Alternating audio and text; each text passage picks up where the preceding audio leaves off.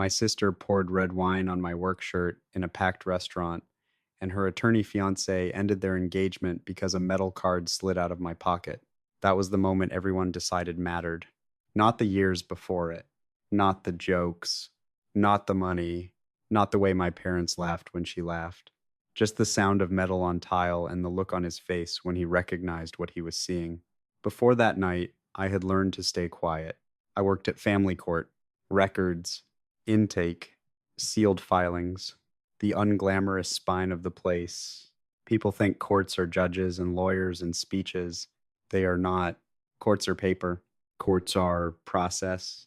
Courts are the slow, careful handling of things that can ruin lives if touched the wrong way. I handled the things no one was supposed to see.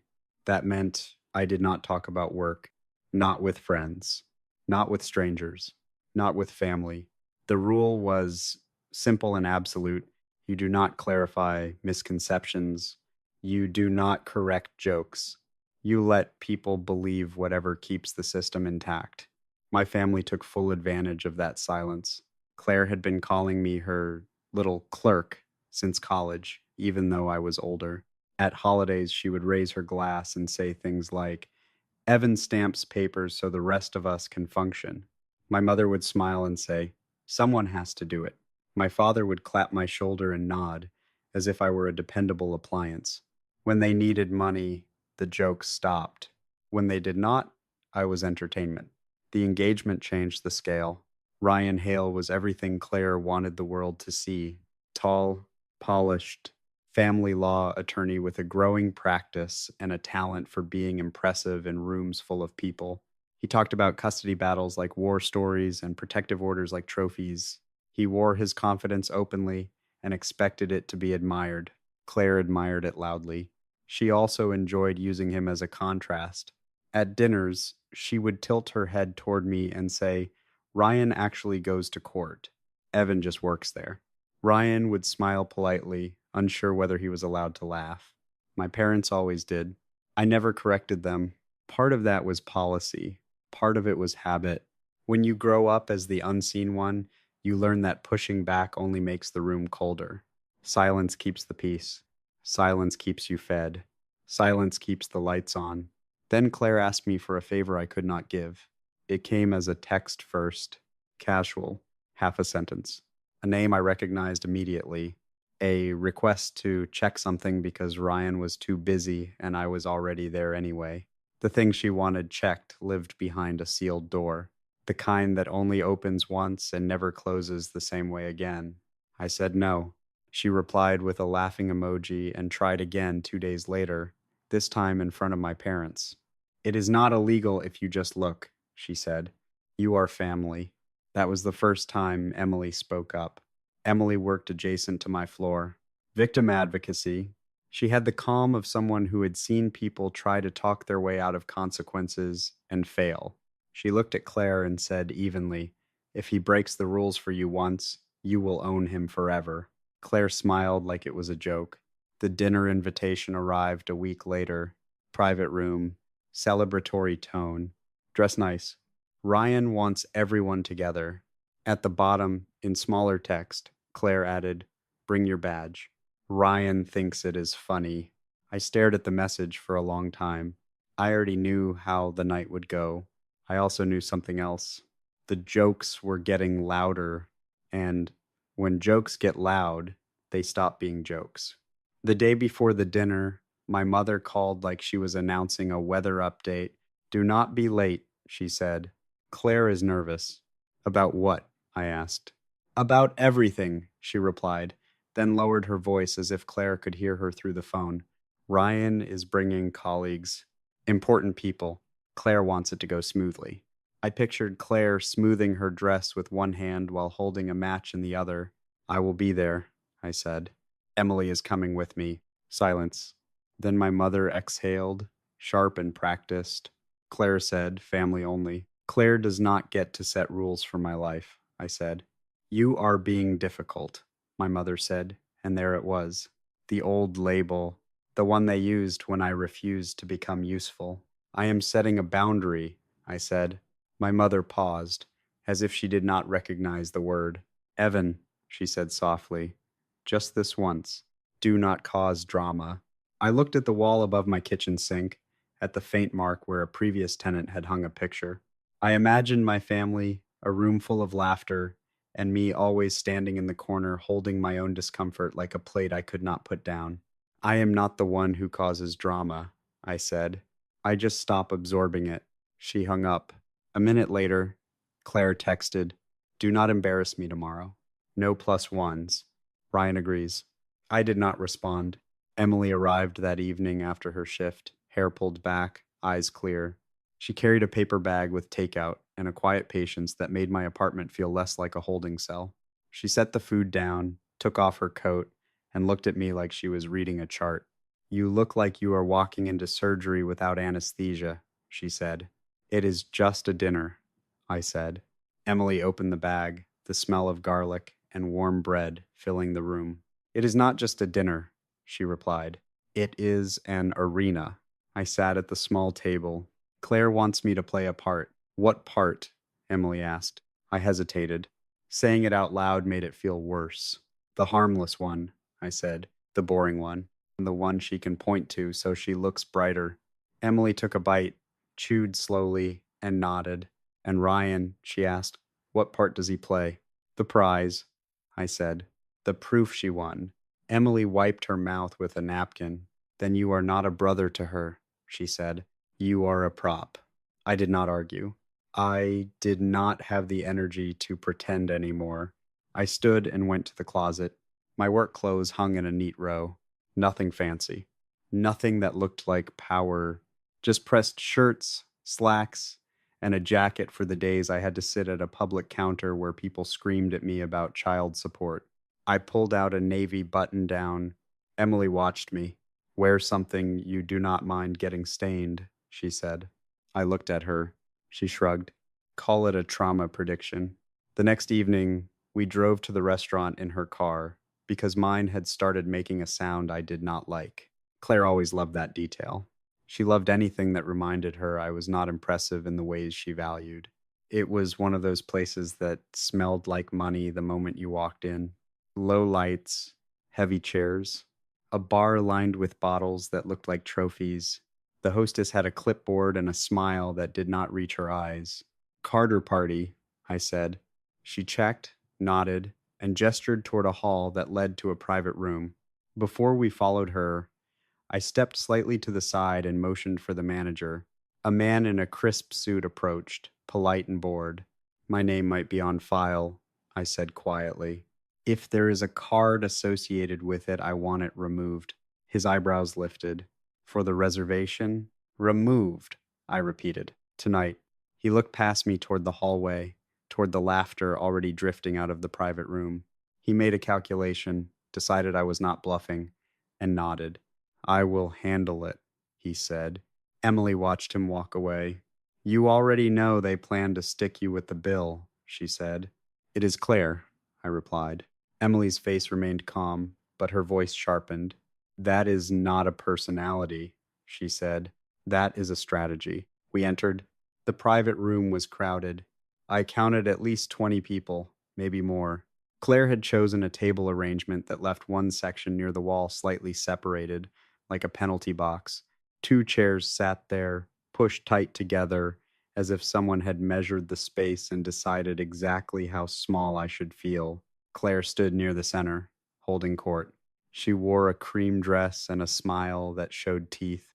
Ryan stood beside her, one hand in his pocket, the other resting lightly on her lower back. My parents were already seated. My mother looked up when she saw me, and her expression shifted through relief, annoyance, and something like warning. Claire turned. Her eyes landed on Emily first. The smile did not leave Claire's face. It just changed temperature. Oh, she said. You brought her. I stepped forward. This is Emily, I said. Emily, this is Claire. Emily nodded. Hello. Claire stared at her like Emily was a stain on her dress. This was supposed to be family only, Claire said, loud enough for the room to hear. Ryan glanced at Claire, then at me, then at Emily. His smile stayed polite. His eyes, however, sharpened with interest. Claire, Ryan said, low and controlled. It is fine. Claire's jaw tightened. It is not fine, she said. It is rude. My mother stood halfway, as if she could physically push the moment back into place. Evan, she said, maybe we can. No, I said, calm. We are sitting there, I added, pointing not to the penalty box, but to two empty seats closer to the center. Claire's smile wobbled. I pulled two chairs out, dragged them from the side wall to the main table, the legs scraping softly over the floor. Heads turned, conversations dipped. Emily sat down without hesitation, like she had been invited personally. I sat beside her. Claire blinked rapidly. Ryan's gaze flicked between us, then softened slightly, as if he respected a move he had not expected. Dinner started with forced cheer. The first 10 minutes were safe. Small talk, people introducing themselves, Ryan's colleagues discussing cases in vague terms that sounded impressive without revealing details, Claire laughing too loudly, my father nodding as if he understood. Then Claire warmed up. And this is my brother Evan, she announced, waving a hand toward me like I was a product. He works at the courthouse. One of Ryan's colleagues, a woman with a sharp bob haircut and a watch that looked expensive, smiled politely. Are you studying for the bar? She asked. Claire answered for me. No, she said. Evan is more of a behind-the-scenes guy. He helps with paperwork. He is very good at it. Right, Evan. I set down my water glass. I handle records, I said. Claire tilted her head. Records, she repeated, drawing the word out. So glamorous. A few people chuckled, the kind of laugh that was not cruel in itself but still landed like a slap because it came too easily. Ryan's smile tightened. He took a sip of his drink. He did not laugh. Claire kept going. You know, she said, leaning forward, voice bright, Ryan is always telling me how hard his job is. Courtroom, judges, people crying, real stakes. She gestured toward me again. And then Evan is like, I cannot talk about what I do. She did an exaggerated whisper. Classified. The laughter came louder this time. My mother laughed too, quick and familiar. Emily turned her head and looked at my mother as if she had just heard a diagnosis. Claire continued, riding the wave. Honestly, Evan gets so weird about it. Like he is part of some secret government thing, but he is literally just in the building. He sees Ryan in action and thinks he is in the same league. Ryan's eyes flashed. He set his glass down with deliberate care. Claire, he said, quiet but firm, do not do that. Claire blinked at him, surprised. Do what? She asked, still smiling. Ryan looked at me, then at Emily, then back at Claire. Make him a joke, he said. The room fell into an awkward pause, the kind where you can hear silverware touching plates. Claire laughed once, high and sharp. It is banter, she said. He does not mind. He is used to it. Ryan did not look away from me. Do you mind? He asked. I felt my father's eyes on me, my mother's too, the whole table waiting for my usual role, the one where I swallowed it and called it love. I looked at Ryan. Yes, I said. I mind.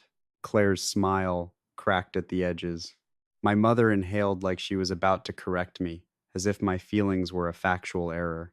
Emily placed her hand lightly on my knee, under the table, not squeezing, not comforting, just present. A reminder. I was not alone in the room.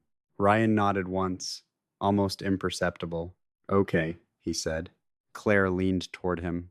Babe, she hissed under her breath. Do not make this a thing. Ryan kept his voice low. You already did, he replied.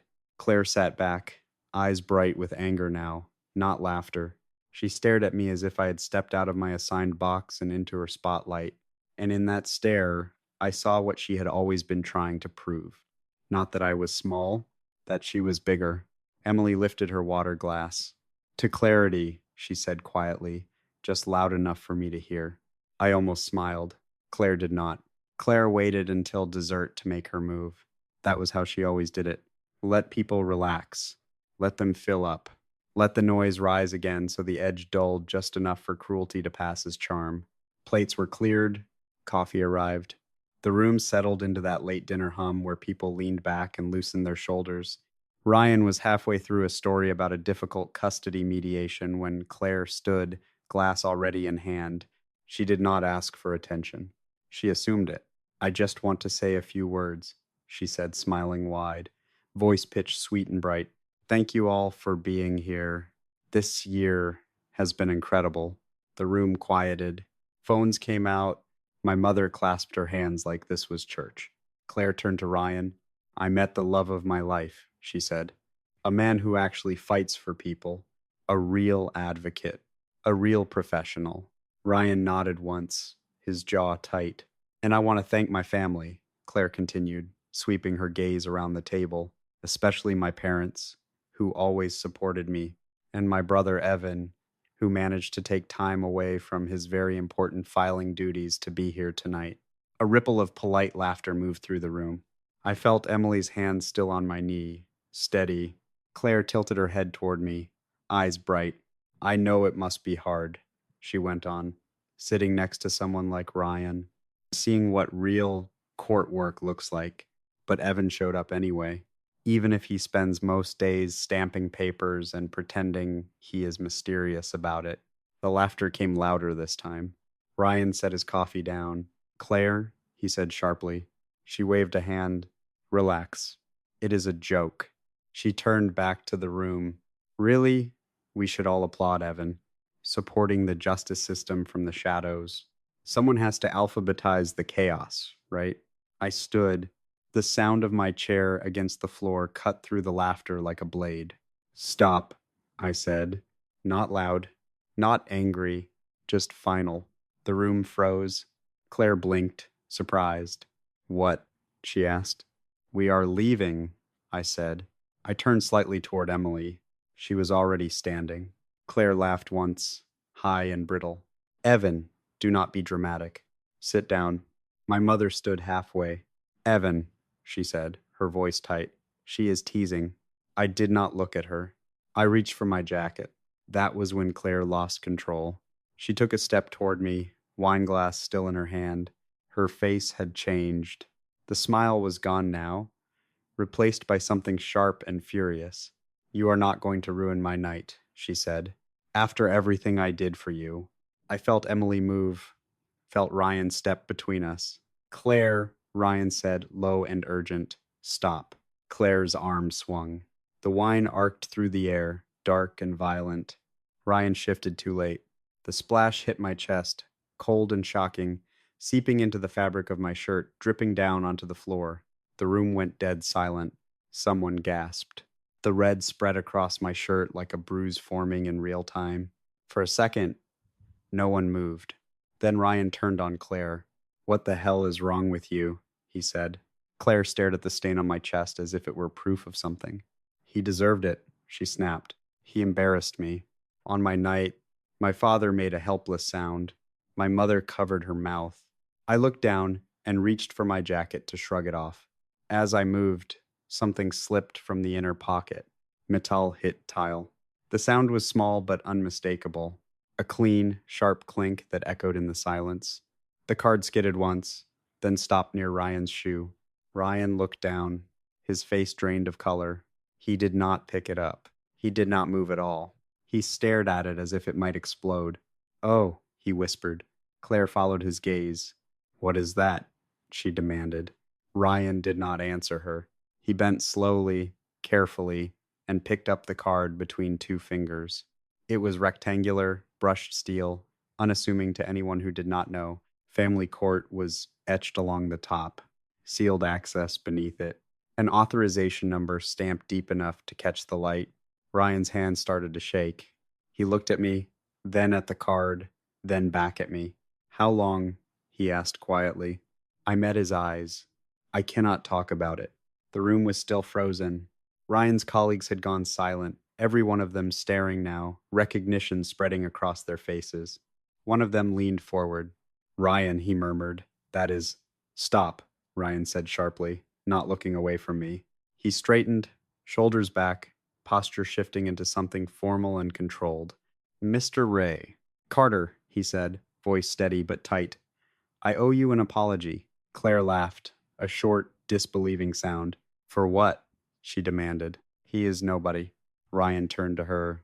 No, he said. He is not. He held the card up slightly. You made me mock someone who handles things I am not even allowed to request. You made me disrespect a man who protects people we never see and stories we never hear. Claire shook her head.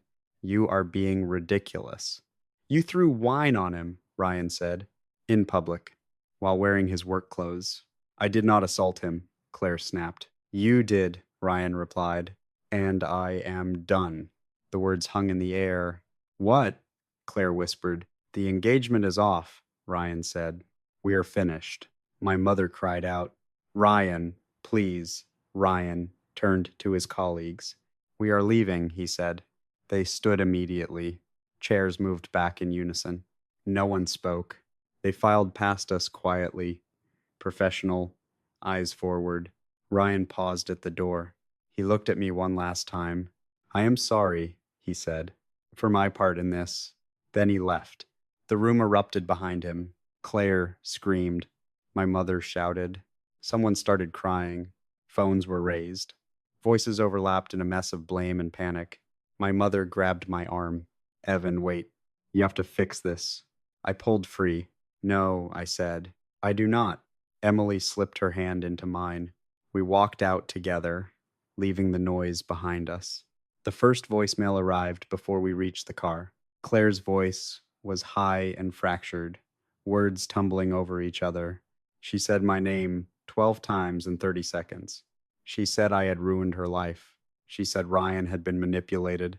She said I needed to call him and explain that everything was a misunderstanding. I deleted it without listening to the end. The second voicemail was my mother. Softer, slower, heavy with disappointment.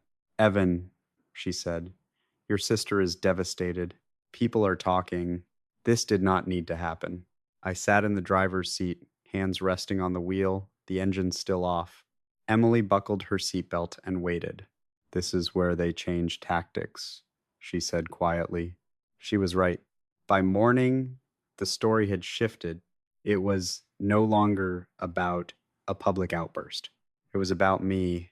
My father called at 7:12 a.m. I did not answer. He left a message anyway, voice firm, measured, already rehearsed. Son, people are concerned. Your behavior last night was alarming. You embarrassed everyone. Claire feels unsafe. We are worried about your mental state. Unsafe. The word landed with precision. By noon, an unfamiliar number lit up my phone. I answered out of habit. This is Officer Martinez, a man said. We received a call expressing concern for your well-being. Are you Evan Carter? I closed my eyes. Yes, I said. We just want to confirm you are safe, he continued. There was a report of erratic behavior at a family event. Emily leaned closer, listening. I am safe, I said. I am at home. I have not threatened anyone. I have not harmed anyone. I am not in crisis. There was a pause. Are you willing to have an officer stop by? He asked. No, I said. And there is no legal basis for that request. Another pause, longer this time. Understood, he said. Thank you for your time. The line went dead. Emily exhaled slowly. They went straight to control, she said. They always do, I replied. By evening, the text started, screenshots, rumors, a cousin asking if I was okay, an old friend asking what happened. Claire had been busy. They said I had yelled. They said I had threatened Ryan. They said I had a breakdown and needed help. They said my job was not what I claimed and that I had tricked everyone. They said everything except the truth. Emily opened her laptop and slid it across the table. We are not going to argue with emotions, she said. We are going to document facts. We wrote the email together. No adjectives, no accusations, no explanations, just boundaries. I addressed it to my parents and Claire. I stated clearly that I would not provide financial assistance, that I would not attend family events, that I would not respond to calls, texts, or visits, that any false statements about my conduct would be corrected publicly and, if necessary, through legal channels. I read it twice. Emily read it once. "Send it," she said. I did. My mother replied within the hour. A long message filled with sorrow and circular logic. She said I misunderstood. She said Claire was joking. She said family forgives. She said I was being cruel and breaking her heart. Emily skimmed it. "This is not an apology," she said. "This is justification wearing empathy as a costume." I did not respond. The next attempt came in person. 3 days after the dinner, I returned from work to find Claire sitting on the steps outside my building. She looked smaller, pale, her confidence folded inward like a cheap suit. She stood when she saw me. "Evan, please," she said. "I need 10 minutes. "No," I replied. She stepped closer. "My life is falling apart. Ryan will not answer my calls. People are saying things. I lost a client. I am sorry." "For what?" I asked. She hesitated. "For everything." "That is not an answer," I said. Her eyes flashed. I apologized. "You explained," I said. "You did not take responsibility." Emily opened the big door behind me and stepped out, standing beside me without touching. Solid, present. Claire looked her up and down. "Who is this?" she demanded. "Emily," I said. "My partner." Claire scoffed. "Figures. You replace family so easily." Emily spoke for the first time. "You threw a drink on him," she said calmly. "Then you lied about it." Claire's face hardened. "You do not belong here." Emily did not move. "Neither do you," she replied. Claire turned back to me. "You will regret this," she said. "Family does not forget." "I hope you remember," I said. "Remember that this ended because of your choices." She stared at me for a long moment, searching for leverage that was no longer there. Then she left. The following week, my father tried the gate. He showed up at the security desk at my building and asked to see me. When the guard called, I told him I did not know anyone by that name. My father left a voicemail from the parking lot, angry now. "You are acting like a child," he said. "This is unacceptable." I blocked the number. The last attempt came through paper mail. 6 handwritten pages from my mother. She wrote about loyalty, about duty, about how the family had changed me, how my work had hardened me, how Claire was suffering because of what I had allowed to happen. Emily read it silently, then handed it back. "They do not miss you," she said. "They miss access." I shredded the letter and took the trash out myself. That night, I slept without interruption. No phone buzzing, no guilt pressing against my ribs, just quiet. For the first time, the story they were telling about me did not reach me, and without an audience, it began to collapse. Silence lasted longer than I expected. After the last letter was shredded and the last number blocked, there were no new angles, no surprise visits, no late-night voicemails. The narrative my family had tried to build lost momentum without my participation. Stories need listeners. Without one, they wither. Work filled the space they left behind. 2 weeks after the dinner, my supervisor asked me to step into her office. She closed the door and slid a thin folder across the desk. Inside were forms stamped confidential and a transfer notice. "You are being reassigned," she said. "Sealed intake. Higher clearance. Fewer people. More responsibility." I nodded once. Gratitude stayed internal. In my line of work, celebration was quiet or non-existent. You showed up. You did the job. You protected what needed protecting. Emily understood that rhythm. Our evenings became predictable in the best way. We cooked. We talked about nothing urgent. She told me stories about clients who learned how to say no for the first time. I told her about paper that weighed more than it looked. We went to sleep without phones buzzing on the nightstand. The calm held. In late summer, my father called. One ring, then another. I watched the phone light up and felt nothing rush my chest. No dread, no guilt, just a choice. I answered. "Evan," he said. His voice sounded smaller, older. I wanted to check in. "How are you?" "I am well," I said. A pause. "I am glad," he replied. We spoke for 10 minutes. Weather, work, nothing about Claire, nothing about the dinner. When he hung up, there was no demand hidden in the goodbye. That was the first real conversation we had shared in years. My mother sent one letter after that, one page, neat handwriting. She wrote that she was proud of me, proud of my work, proud of my restraint. She did not ask for forgiveness. She did not ask me to come home. I kept the letter. Claire never contacted me again. Months passed. Emily received an offer from a nonprofit she respected: better hours, better pay, more impact. We moved into a place with light and quiet and a kitchen big enough to cook without bumping elbows. On the wall above the sink, we hung nothing. The space stayed clean. One afternoon, an email arrived from an unfamiliar address. Short, professional, Mr. Carter, I wanted to apologize again for my behavior at the engagement dinner. I share your story with new associates when I talk about ethics and respect. Some lessons need witnesses. Thank you for being one. Ryan Hale, I read it once, then I closed it. Emily looked up from the counter. Good news, she asked. Closure, I said. She smiled and went back to chopping vegetables. That night, we ate on the balcony. The city hummed below us. No drama, no spectacle, just the ordinary sound of people living their lives. I thought about the metal card still in my jacket pocket, how small it was, how much weight people gave it when it fell, how little it mattered now.